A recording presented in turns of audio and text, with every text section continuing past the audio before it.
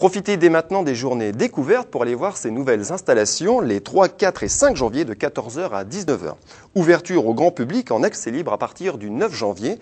Donc les mardis, jeudis et vendredis de 15h30 à 19 h, le mercredi de 9 h à 12 h et de 14 h à 19 h, ainsi que le samedi de 9 h à 12 h. Atelier les mardis, jeudis, vendredis de 14 h à 15h30 et le mercredi de 14 h à 16 h pour les jeunes. Repartons sans plus attendre à la salle des fêtes de Crespin pour la deuxième partie avec la signature de la convention entre la Caisse des dépôts et Valenciennes Métropole. Une signature que Monsieur le ministre était très content d'effectuer ici à Crespin. Image.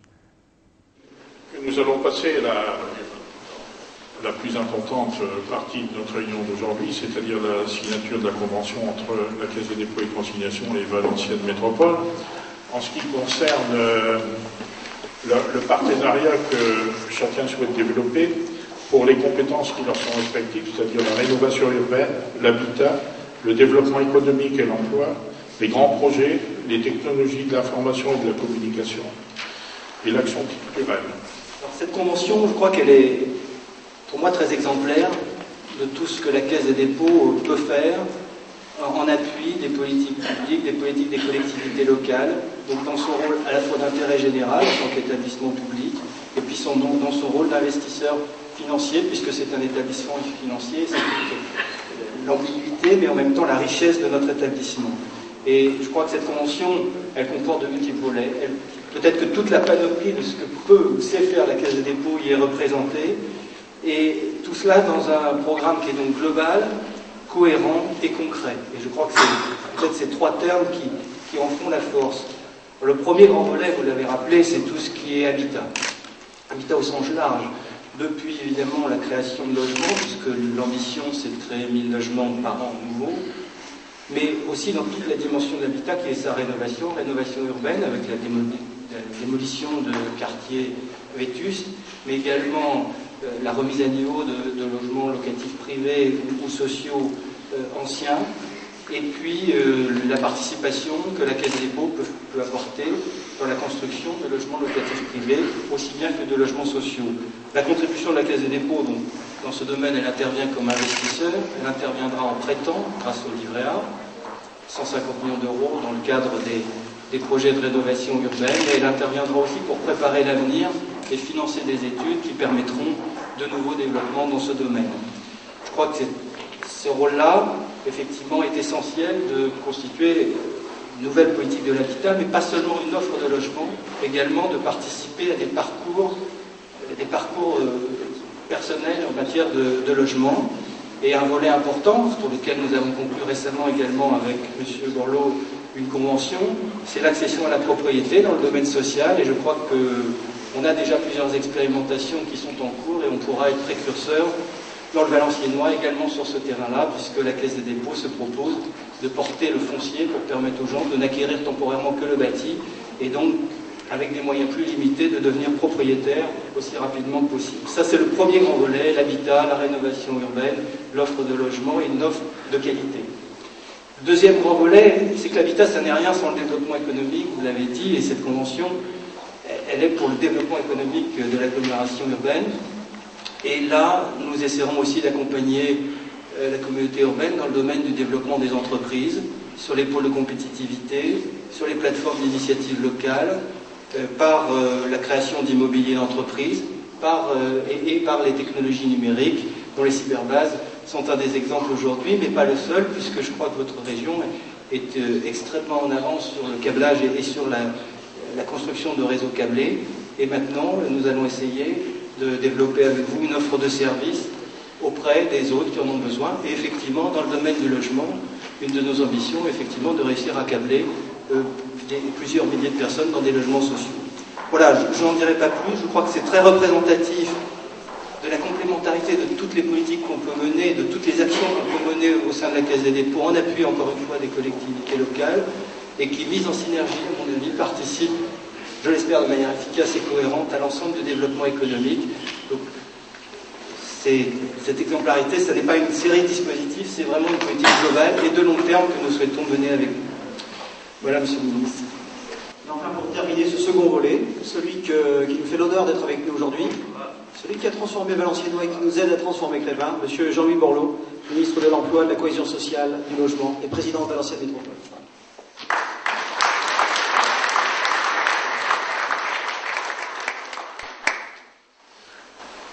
Madame la députée, Monsieur le Président du Conseil général, Mesdames et Messieurs, chers René, je ne peux pas m'empêcher d'avoir en tête les nuits humides des inondations. Voir René et toutes ses équipes municipales et tous les bénévoles porter des sacs pas très très loin d'ici, dans une solidarité valenciennoise. À chaque fois que j'arrive à Crépin, je ne peux pas m'empêcher d'avoir ces images d'inondation. Et je crois que les travaux réalisés là devraient nous mettre à l'abri maintenant définitivement ici à Timancel, à Saint-Hilaire, de ce type de difficultés. Alors c'est vrai que cette cybervase est à la fois extraordinaire parce que Crépin, c'est le faire là, c'est la synthèse de tout. C'est un bâtiment abandonné, une forme d'abandon de quelques bâtiments du Valenciennois, les traces d'une époque. C'est à la fois l'histoire de notre Valenciennois, une grange de 1800, et puis c'est en même temps la totale modernité, cybervase, et puis au milieu de tout ça, eh bien c'est la réduction de la fracture numérique. Et donc Crépin, en fond, c'est les quatre à la fois. Et si tu m'autorises, René, au-delà du bonheur que ça soit la plus belle, remercier Bernard Lafont qui, depuis le début, inlassablement dans l'agglomération, porte les sujets numériques, que ce soit la fibre optique, les cyberbases, la mise en réseau des hommes et des moyens.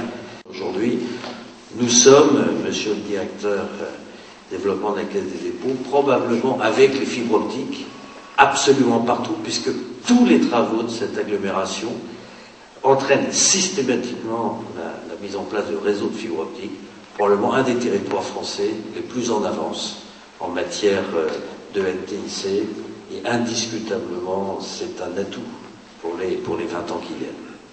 Donc je suis très heureux pour René. C'est un effort de Émile Crépin. C'est pas rien, c'est vraiment choisir de miser sur ces nouvelles techniques, sur la jeunesse, et pour tous ceux qui pensent que c'est pas pour eux, leur dire c'est pour vous, c'est pas compliqué, venez, c'est pour 10 € par an, 5 € pour les jeunes, venez, 52% des Français dans leur tête n'y ont pas accès, ne savent pas s'en servir. Eh bien c'est l'occasion que 100% d'habitants de Crépin, de l'agglomération, pensent que c'est pour eux. C'est aussi essentiel que savoir lire et écrire il y a 30 ans. C'est-à-dire, on ne rentre pas, on n'a pas d'accès à l'emploi et à la vie collective dans les années qui viennent. Si on ne maîtrise pas cet outil, au fond, c'est simple. C'est simple quand on a une mairie qui met en place et la formation. Alors, les horaires, il faudrait bien donner les horaires, hein, tous les après-midi, plus les mercredis, plus les samedis matins. Eh bien, que tout le monde puisse y venir, y accéder. Deuxième observation, c'est c'est vrai que ça fait plaisir d'être à Crépin quelques jours après l'annonce qui a été faite concernant le Transilien. Je voudrais juste dire un mot à cet effet. C'est vraiment parce que que c'est le meilleur matériel du monde en ce moment disponible. C'est-à-dire, c'est la vraie performance des équipes de Crépin qui ont fait que ce marché a été gagné. C'était le meilleur matériel et c'était le moins cher. Et ça, si je le dis, c'est que ça augure d'autres commandes dans le monde. Sur la convention, d'abord, je suis content qu'on la signe à Crépin, parce que l'agglomération, c'est toute l'agglomération. Donc c'est bien que ça soit à Crépin. Moi, je suis heureux que ça soit à Crépin. Cette convention il faut la lire dans le détail, elle est extrêmement importante, parce que c'est vraiment la feuille de route entre cette très très grande maison qui est la Caisse des dépôts et consignations. Merci, monsieur le directeur régional, de vous impliquer autant. merci de nous prêter, si j'ose dire, Brigitte Louis, qui est indiscutablement un être décisif pour nous. Vous savez, la Caisse des dépôts et consignations est une des plus grandes institutions du monde.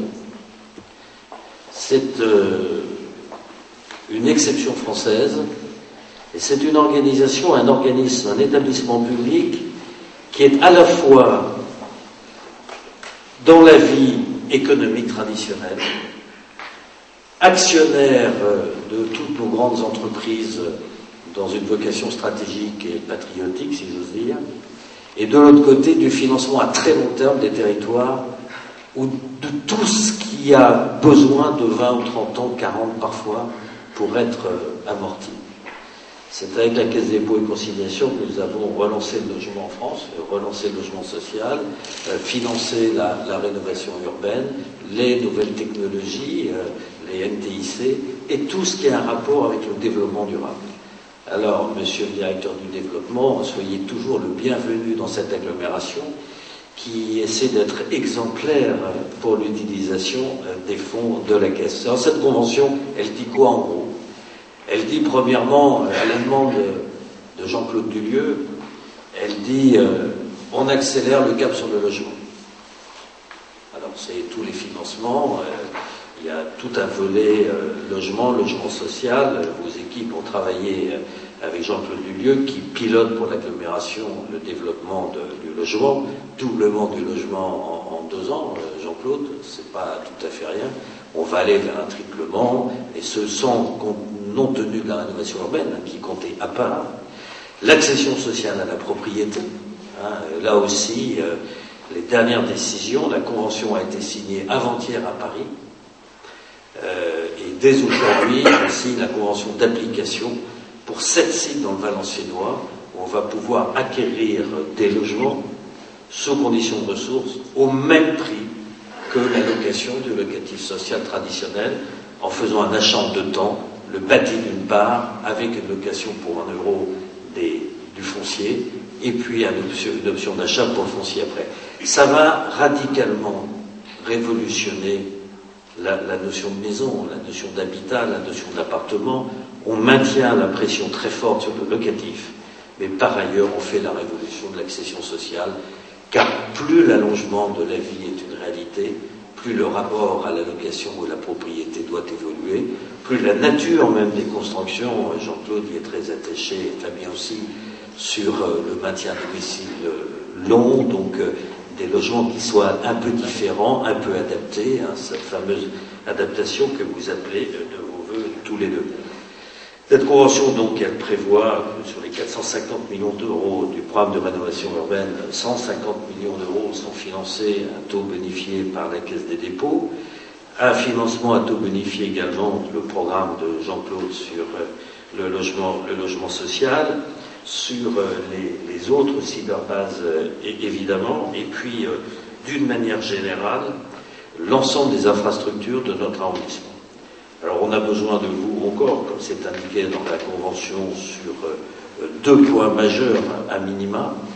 Le premier, c'est sur l'animation, le soutien et l'immobilier de la zone franche urbaine, j'allais dire de nos zones franches urbaines, celle de Denain comme celle de Valenciennes, Anzin, et puis sur le reste des infrastructures, un travail à faire en partenariat public-privé, on y retravaillera, notamment sur le pont qui nous est indispensable sur l'ESCO et sur un certain nombre d'aménagements et d'équipements. Un dernier point de financement qui est prévu dans ce programme, enfin un double point, c'est celui de la SEMLoge d'agglomération pour récupérer des logements vacants de centre-ville. Et puis le financement de l'étude de l'habitat nouveau de demain. Nous prévoyons d'accueillir 5000 habitants de plus dans les années qui viennent. Le dynamisme valenciennois nécessite que nous soyons capables d'accueillir 5000 habitants de plus. Ça nécessite des études foncières, près de 600 hectares. Ça nécessite un travail et je vous remercie de nous y accompagner comme vous le faites. C'est donc probablement une des plus fortes conventions jamais faites entre la Caisse des dépôts et un territoire. Nous avons besoin de vous, nous avons les capacités de faire ce qui est prévu dans cette convention. Je suis sensible à votre présence parce que c'est vrai que Francis Meyer, directeur général, tenait à venir signer cette convention ici. Il nous a quittés dans des conditions épouvantables à 56 ans. Ce fut un très grand directeur général de la Caisse. Et merci à toutes vos équipes d'être présents ici. Un dernier mot pour vous dire que ça fait du bien d'être là, d'aller être ce matin, tout à l'heure à Marly, d'être avec toi René à Crépin. Cet arrondissement est vraiment dans des mutations extraordinaires, au fond très d'avant-garde. Et permettez-moi également de vous souhaiter un très joyeux Noël et des belles fêtes de fin d'année. Merci.